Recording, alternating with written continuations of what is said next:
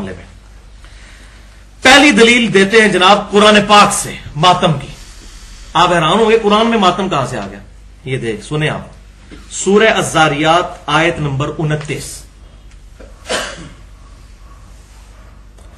کہ سیدنا ابراہیم علیہ السلام کو فرشتوں نے بشارت دی سیدنا اسحاق کی کہ آپ کی یہ جو بوڑھی بانجھ بیوی ہے 80 پلس جس کی عمر ہو چکی ہے حضرت سارہ, ان کے گھر اولاد ہوگی حضرت اسحاق علیہ السلام. اس کا ذکر آیا سورہ الذاریات میں آیت نمبر 29. تو جب انہوں نے یہ خوشخبری سنی تو اس میں الفاظ ہیں فسکت وجہہا, تو انہوں نے اپنا چہرہ پیٹا,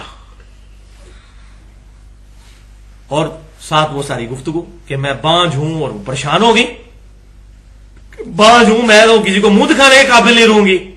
اس بوڑھی عورت میں یہاں بھی ہمارے معاشرے میں 50 پلس کسی کے گھر بچہ پیدا ہو جائے لوگ اللہ دیتا کہنا شروع کر دیتے ہیں اس کو. تو 80 سال کی جو عورت ہے اس کے گھر, تو انہوں نے جو ہے نا, یہ بعض لوگ کہتے ہیں حیرانگی سے, حیرانگی نہیں ہے, عربی ڈکشنری میں الفاظ, بعض مولوی ہمارے اہل سنت کے اس کا ترجمہ بھی چینج کرنے کی کوشش کرتے ہیں, لیکن ترجمے سب نے صحیح کیے ہوئے ہیں. ترجمے میں وہ کہتے ہیں نہیں جی ایسے ہاتھ رکھ لیا تھا. دیکھیں یہ فرقہ واریت کی لعنت ہے. حالانکہ فسکت آپ القاموس ڈکشنری اٹھائے اس میں ہوتا ہے پیٹنا, غم سے پیٹنا.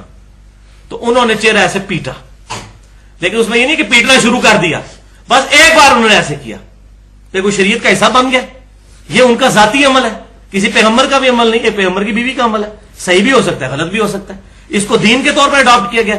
اس وقت ان کی حالت ہوئی, یہ بعض کا غم میں کسی بندے کے ساتھ ہو گیا, بعد میں کئی ایک معاملات صحابہ کے ساتھ بھی ہوئے وقتی طور پر, ان کی زبان سے کلمات نکل گئے, بعد میں جب توجہ دلائی گئی.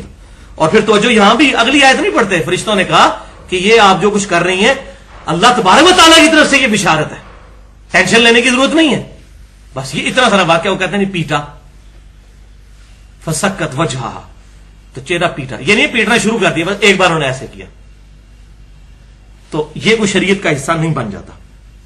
دوسری حدیث سیدنا اویس کرنی رحمت اللہ علیہ, جن کو صحیح مسلم میں نبی صلی اللہ علیہ وسلم کی حدیث ہے خیر التابعین من التابعین, تابعین میں سے سب سے بہترین شخص اویس نام کا ایک بندہ ہے, اگر تم اسے ملو تو اس سے دعا کروانا اپنے حق میں. یہ صحیح مسلم میں حدیث ہے. اویس کرنی تابعی تھے, اپنی والدہ کی خدمت کی وجہ سے حضور کی خدمت میں حاضر نہیں ہو سکے اس وقت, حالانکہ زندہ تھے لیکن آ نہیں سکے, اس لیے تابعی ہیں, صحابی نہیں. تو اویس کرنی کے بارے میں یہ بڑا مشہور کیا انہوں نے کہ جی جب ان کو خبر ملی کہ نبی صلی اللہ علیہ وسلم کے دانت مبارک غزوہ احد میں شہید ہوئے ہیں, تو انہوں نے اپنے ایک ایک کر کے دانت توڑ دیے, کہ پتہ نہیں اے نکلے ایسی کہ پتہ نہیں اے, تو کر کے پوری بتیسی انہوں نے باہر نکال دی. یہ بھائیو یہ واقعہ کسی بھی اہل سنت یا اہل تشیع کے ہاں کتاب میں سند کے ساتھ تو پہلے دکھائیں. یہ بے سند چند صوفیوں نے یہ واقعہ لکھا ہے, اور صوفیوں میں جو اہل علم ہے جیسے علی بن عثمان اجویری ہیں, عالم تھے, کشف المحجوب میں ویسے کرنی پہ باب بند ہے, سب سے پہلے یہ واقعہ لانا چاہیے تھا. انہوں نے ذکر تک نہیں کیا اس واقعے کا, وہ پتا ان کو بھی تھا یہ سن سنا کے سننی والی بات ہے, نہیں کیا انہوں نے ذکر اویس کرنی میں یہ والا واقعہ. یہ بالکل بے سند سن سنا کے سننی والا واقعہ ہے, پڑھ پڑھا کے نہیں, یہ سب جھوٹا واقعہ ہے.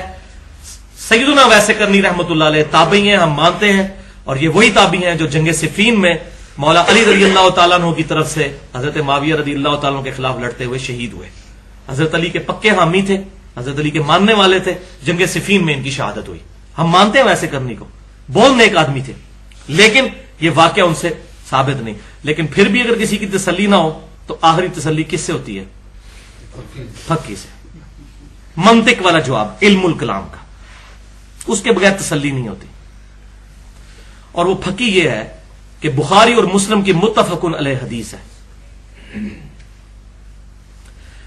کہ سہل بن سعد کہتے ہیں, اور سہل بن سعد جو ہیں وہ مولا علی کے بڑے ماننے والے تھے. یہ وہی صحابی ہیں جن کے بارے میں بخاری مسلم کی میں نے وہ حدیث بیان کی تھی کہ ان کو ممبر پہ بلا کے کہا گیا کہ علی پر لعنت کرو, مروان کی اولاد نے, بنو امیہ نے.